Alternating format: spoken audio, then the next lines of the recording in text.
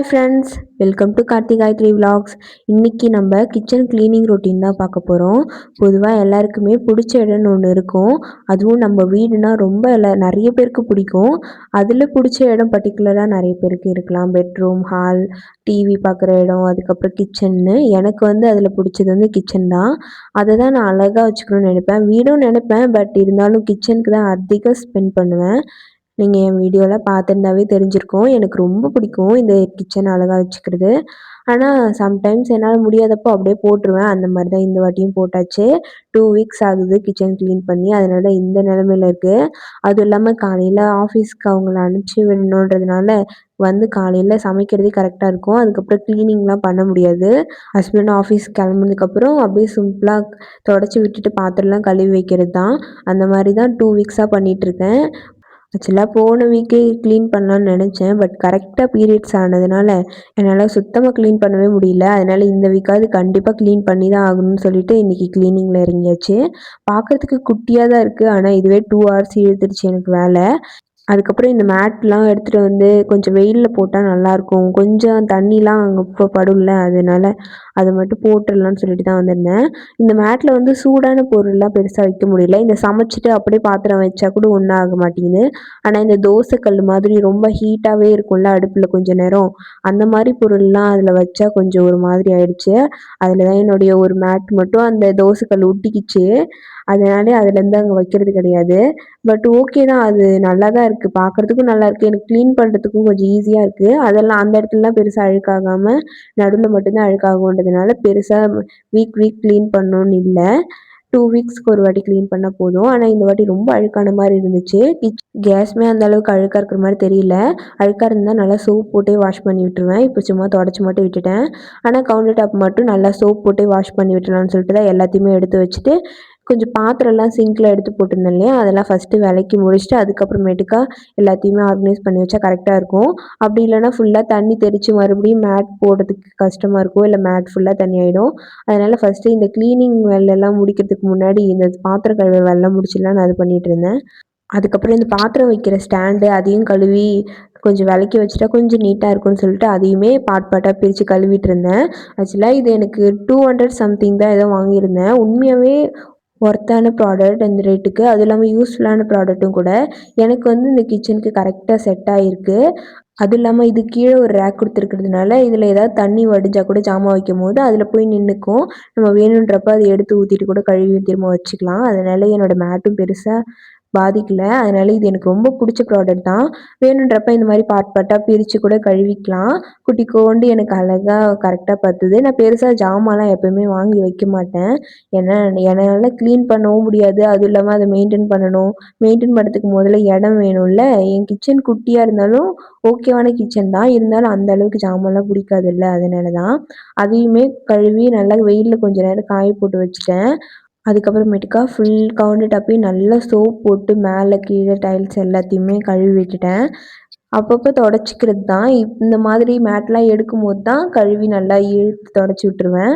ஆக்சுவலாக என்னென்னா நான் ஃபஸ்ட்லாம் இந்த மாதிரி தான் வீக் கழுவிட்டுருப்பேன். அதுக்காக தான் அந்த மேட்டே வாங்கினேன். மேட் இருந்துச்சுன்னா நான் நடுவில் மட்டும் தொடச்சி விட்டுருவேன். மற்ற நேரத்துலலாம் கொஞ்சம் மெஸ்ஸியாகாமல் நல்லாயிருக்கும். அதனால தான் அது வாங்கினேன். அதிக வேலை இழுக்காமல் இருக்கும் அப்படின்றதுனால. இந்த மாதிரி 2 வீக்ஸ்க்கு ஒரு வாட்டி இந்த மாதிரி க்ளீன் பண்ணி விட்டுட்டா கீழேயுமே நல்லாவே இருக்கும் அப்படின்னு சொல்லிட்டு இந்த மாதிரி பண்ணிகிட்ருக்கேன். டைல்ஸுமே கொஞ்சம் அழுக்கு படிஞ்ச மாதிரி இருந்துச்சுன்னு சொல்லிட்டு அதையும் நல்லா கழுவி விட்டாச்சு. இது எல்லாத்தையுமே கழுவி விட்டுட்டேன். கிச்சன் ஷெல்ஃப்லாம் பெருசாக கழுவல. ஏன்னா அது இப்போ தான் தூசி தட்டி எடுத்து வச்சேன்றதுனால அதில் பெருசாக தூசிலாம் இல்லை. அது இல்லாமல் அதில் கார்டன் தீம் மேட்டு போட்டதுனால அவ்வளோ தூசி படியல. ஃபஸ்ட்டில் நியூஸ் பேப்பர் இருக்கும். ஆயில் கேனும் அங்கேயே வச்சுருப்பேன். அதனால இந்த ஆயில் பிசுப்பு அப்படியே இருக்கும். அந்த நியூஸ் பேப்பர் ஒட்டிக்கிட்டு கொஞ்சம் அப்படி தான் இருக்கும். எனக்கு வேறு எட்டாதா இந்த ஷெல்ஃப் மேலே ஏறி அப்படியே கழுவி இது பண்ணுவேன். இப்போ அதெல்லாம் இருக்கக்கூடாதுன்றதுக்காகவே அந்த மேட் வாங்கினேன். உண்மையாகவே எனக்கு யூஸ் ஆகுது அந்த மேட்டு. எனக்கு ரொம்ப பிடிச்ச மேட்டுமே கூட. சம்டைம்ஸ் இதெல்லாம் எடுத்துட்டு அழகா பிளாக் கலர்லேயே இருக்கட்டும்னு தோணும். பட் சம்டைம்ஸ் கிச்சன் பார்க்குறதுக்கு அழகாக இருக்கும். இந்த மாதிரி யூனிக்காக இருக்கும். மோஸ்ட்லி இந்த மாதிரிலாம் பெருசாக யாரும் பண்ண மாட்டாங்கல்ல. அதனால் நான் பண்ணியிருக்கிறது எனக்கு ரொம்ப பிடிச்சிருக்குன்றதுனால அதுவும் இல்லாமல் க்ளீனிங் வேறு எனக்கு அந்த அளவுக்கு இழுக்காது. அது அந்த அப்படியே இருந்துக்கும். அது மேலே பெருசாக தூசிலாம் படிகிறது கிடையாது. சூடாக எதுவும் வைக்காமல் இருந்தால் போதும். தூசி படியிற மாரி இருந்தா கொஞ்சம் உதறிட்டு போட்டா ஓகேவா தான் இருக்கு. நான் இன்னும் வாஷ் பண்ணவே இல்ல இத. இன்னைக்கு வாஷ் பண்ணலான்னு தான் நெனச்சேன். பட் இன்னும் கொஞ்ச நாள் ஆகட்டும்னு நெனச்சு விட்டுட்டேன். இப்போதைக்கு கொஞ்ச நேரம் வெயில்ல மட்டும் போட்டு வைக்கலாம் அப்டி சொல்லிட்டு தான் போட்டிருந்தேன். ஏன்னா, அந்த பாத்திரம் வெளக்கி வைக்கும்போது அதுலேருந்து கொஞ்சம் தண்ணி சொட்டுது இல்லையா? அது கீழ அந்த ரேக்லயே இருந்துரும். இருந்தாலுமே நம்ம வைக்கும்போது ஒரு சில வாட்டி ஊத்திக்கும். இல்ல நம்ம யூஸ் பண்ணும்போது ஊத்திக்கும். அந்த மாரி இருக்கும்போது கொஞ்சம் தண்ணி நிக்கும். அதனால அது மட்டும் வெயில்ல கொண்டு போய் போட்டா கொஞ்சம் அது காஞ்சிச்சுன்னா நல்லாயிருக்குன்றதுனால அது பண்ணியிருக்கேன்.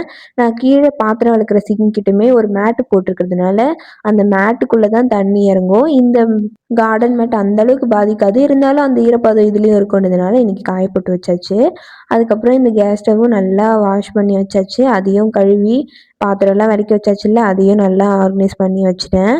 ஆக்சுவலா நம்ம லைஃப்ல ஒவ்வொருத்தருக்கும் ஒரு புடிச்ச விஷயம் இருக்கும். அந்த மாரி எனக்கு புடிச்ச விஷயம் இந்த கிச்சன், வீடு இதெல்லாம் அழகா வச்சுக்கிறது. ஆனா நம்ம பட்ஜெட்குள்ள அது வரணும் இல்லையா? அதனால ஓரளவுக்கு எனக்கு என்னால முடிஞ்ச அளவுக்கு என் கிச்சன நான் நல்லா வச்சுக்குவேன். ஆனா கொஞ்சம் லேசினஸ்ஸா இருக்கும்போது கிச்சன் இப்படிதான் இருக்கும். நான் ஃபர்ஸ்ட்டு இருந்துச்சு பார்த்தீங்களா? அந்த மாரி. அதுக்கப்புறம் அத பழைய மாரி கொண்டு வரதுக்கு இந்த மாரி 2 ஹார்ஸ் ஆகும். என்னோட கிச்சன இன்னும் கொஞ்சம் அழகாக்கணும்னு கூட எனக்கு ஆசை தான்.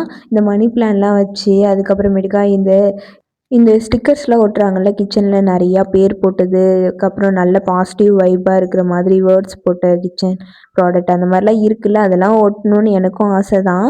அது இல்லாம அந்த மாரி பாசிட்டிவான வேர்ட் போட்ட அந்த திங்ஸ்லாம் நான் ஆல்ரெடி வாங்கியிருக்கேன். ஹஸ்பண்டோட பர்த்டேக்கு அவங்களுக்கு கிஃப்ட் பண்ணலாம்னு சொல்லிட்டு, அந்த பாசிட்டிவான வேர்ட வச்சு அவங்க ஹேப்பியா இருக்கணும் அப்படின்றதுக்காக. அந்த மாரி இந்த கிச்சன்லேயும் நெறையா ஒட்டுறாங்கல்ல. அதுக்கப்புறம் இந்த சில்வர்ல ஷெல்ஃப் மாதிரி, அந்த பாக்ஸஸ்லாம் ஸ்டோர் பண்ணி வைக்கிற மாதிரி, 5 டப்பா இந்த மாரி நெறைய திங்ஸஸ் இருக்கு தான். பட் அதெல்லாம் நம்ம பட்ஜெட்டுக்கு வராதுல்ல. கொஞ்சம் கொஞ்சமா ஒண்ணு ஒண்ணா இதே மாதிரி வாங்கி அதையும் சரி பண்ணி வச்சுக்கலாம் அப்படின்ற பிளான்ல தான் இருக்கேன். இப்போதைக்கு இருக்கிற கிச்சன அழகா வச்சுக்கிட்டாவே போதும். அதுக்கப்புறமேட்டுக்கு அதெல்லாம் பார்த்துக்கலான்னு சொல்லிட்டு தான் நெனச்சிட்டு இருக்கேன். இப்போ என் கிச்சன் எப்படி இருக்குன்றத கமெண்ட்ல சொல்லுங்க. 2 ஹார்ஸ்க்கு முன்னாடி என் கிச்சன் எப்படி இருந்துச்சு, இப்போ எப்படி இருக்கு? ஆனா இதுல என்ன கஷ்டமான விஷயம்னா, இன்னும் 5 மினிட்ஸ்ல அது பழையபடி ஆயிடும். திரும்பவும் ஒரு 2 ஹார்ஸ் ஸ்பெண்ட் பண்ணி அத இந்த மாரி ஆக்கணும்.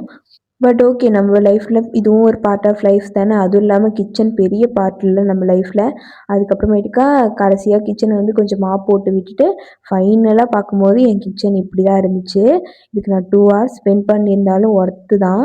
எனக்கு ஃபைனலா பார்க்கும்போது ரொம்ப ஹேப்பியா இருந்துச்சு. Okay friends. என்னோட கிச்சன் எப்படி இருக்குன்றத கமெண்ட்ல சொல்லுங்க.